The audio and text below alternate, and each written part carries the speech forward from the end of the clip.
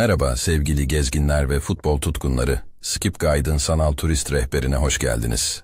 Bugün sizlerle Londra'nın kalbinde zaferlerin, efsanelerin ve maviye boyanmış bir tutkunun evine, Chelsea Futbol Kulübü'nün mabedi Stamford Bridge'e gidiyoruz. Stamford Bridge'in o meşhur Blue is the Color tezahüratını duyar gibi oldunuz mu? O kutsal çimlere ayak basan efsanelerin soyunma odasında dolaşmanın nasıl bir his olduğunu hiç merak ettiniz mi?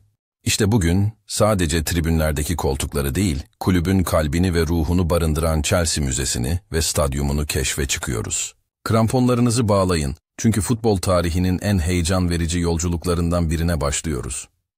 Her büyük hikayenin bir başlangıcı vardır ve Chelsea'nin hikayesi diğer kulüplerden oldukça farklıdır. Her şey 1904 yılında Gus Mears adında bir iş adamının Stamford Bridge adındaki bir atletizm sahasını satın almasıyla başladı.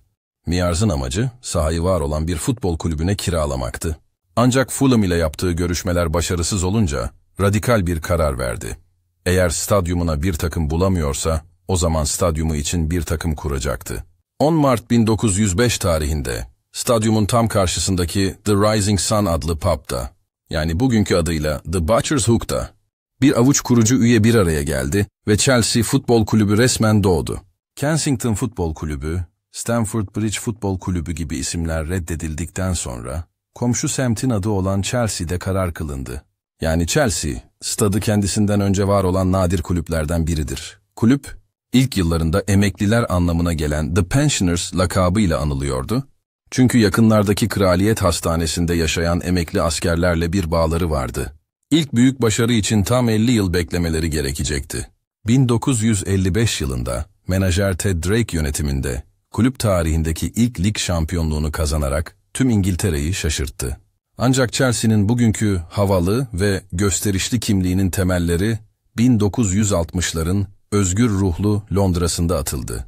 O dönemde kulüp, Peter Osgood gibi karizmatik yıldızlarıyla ve Londra'nın moda merkezi Kings Road'a olan yakınlığıyla ünlendi. Sahadaki futbolları kadar saha dışındaki tarzlarıyla da konuşuluyorlardı.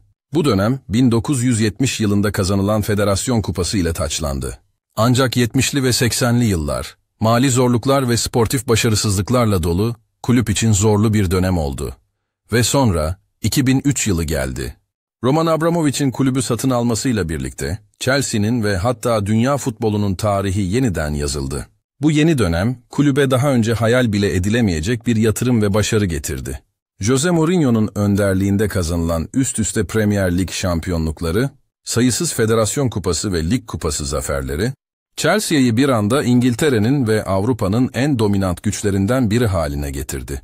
Ama bu dönemin zirve noktası, hiç şüphesiz Avrupa futbolunun en büyük kupası olan Şampiyonlar Ligi zaferleriydi.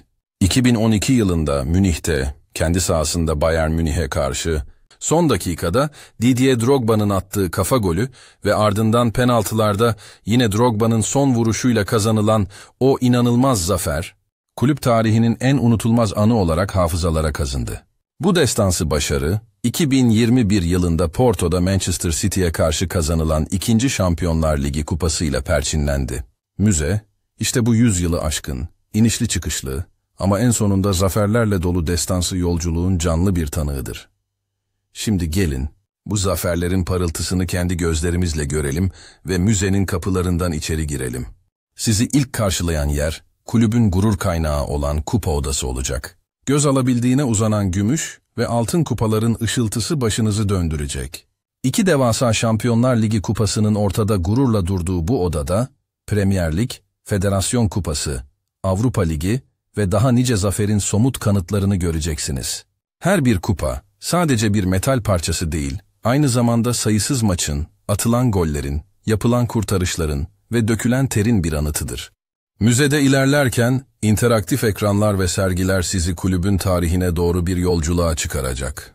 Gianfranco Zola'nın sihirli dokunuşlarını, John Terry'nin liderliğini, Frank Lampard'ın rekor kıran gollerini ve tabii ki Didier Drogba'nın büyük maçlardaki unutulmaz anlarını yeniden yaşayacaksınız. Efsanevi oyuncuların formalarını, kramponlarını ve kişisel eşyalarını görmek, onlara bir adım daha yaklaşmanızı sağlayacak. Ancak Chelsea deneyiminin asıl büyüsü, müzeden çıkıp stadyum turuna katıldığınızda başlar. İşte bu, her futbol severin hayallerini süsleyen bir andır. Kendinizi bir anda deplasman takımının soyunma odasında maç öncesi atmosferi hissederken bulacaksınız. Ardından ev sahibi Chelsea'nin kutsal soyunma odasına adım atacaksınız. O an giyen yıldızların formalarının dolaplarda asılı olduğunu görmek inanılmaz bir duygudur. Turun en heyecan verici anı ise oyuncu tünelinden geçtiğiniz andır. Kulağınızda on binlerce taraftarın uğultusunu ve o meşhur maç müziğini hayal edin. Tünelin sonundaki ışığa doğru yürüdüğünüzde kendinizi Stamford Bridge'in kusursuz yeşil çimlerinin hemen kenarında bulacaksınız. Menajerin oturduğu yedek kulübesine oturabilir, basın toplantısı odasında kameraların karşısına geçebilir ve stadyumun en üst tribünlerinden o muhteşem manzarayı seyredebilirsiniz. Bu, sadece bir stadyum gezisi değil, bir futbolcunun maç günü yaşadığı heyecanı, iliklerinize kadar hissedeceğiniz bir deneyimdir. Bu unutulmaz deneyimi yaşamak için ne yapmanız gerekiyor? Chelsea Müzesi ve stadyum turu, Stamford Bridge'de Fulham yolu üzerinde yer almaktadır. En kolay ulaşım, District hattı üzerindeki Fulham Broadway metro istasyonundan sağlanır. İstasyon stadyuma sadece birkaç dakikalık yürüme mesafesindedir. Biletlerinizi, özellikle de stadyum turu ile birleşik olanları, kulübün resmi web sitesinden mutlaka önceden almanızı şiddetle tavsiye ederim. Turlar çok popülerdir ve yerler çabucak tükenebilir. Unutmamanız gereken en önemli nokta, maç günlerinde ve maçtan bir önceki gün stadyum turlarının ya yapılmadığı ya da saatlerinin çok kısıtlı olduğudur. Bu yüzden, ziyaret planı yapmadan önce mutlaka web sitesindeki tur takvimini kontrol edin. Müze ve stadyum turu birlikte yaklaşık 90 dakika ile 2 saat arasında sürmektedir. Chelsea Futbol Kulübü Müzesi ve stadyum turu, sadece Chelsea taraftarları için değil, futbolun ruhunu, tarihini ve tutkusunu seven herkes için bir zorunluluktur. Buradan ayrılırken, bir futbol kulübünün sadece bir spor takımı olmadığını, bir topluluğun, bir şehrin ve milyonlarca insanın ortak hayallerinin bir sembolü olduğunu çok daha iyi anlayacaksınız. Bugün bizimle, Londra'nın mavi yakasındaki bu futbol mabedine yaptığınız ziyaret için teşekkür ederiz. Dünyanın dört bir yanındaki gizli kalmış hikayeleri keşfetmek için Skip Guide'ın sanal turist rehberini takip etmeyi ve kanalımıza abone olmayı unutmayın. Bir sonraki macerada görüşmek üzere, hoşça kalın. Bu şehre ait daha fazla görülecek yer, skipguide.com'daki haritada yer alıyor. Haritaya erişmek için QR kodunu tarayın ya da açıklamadaki bağlantıya tıklayın.